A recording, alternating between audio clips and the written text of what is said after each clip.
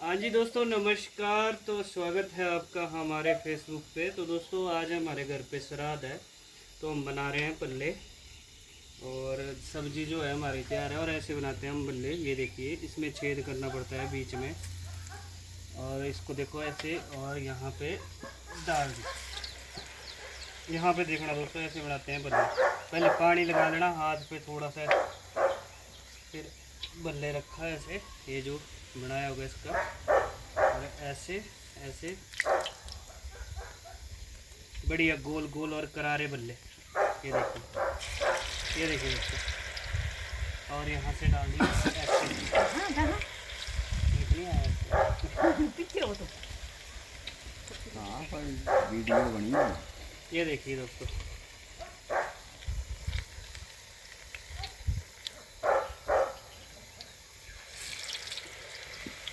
थोड़े ऊपर आके पैसे चाचू भी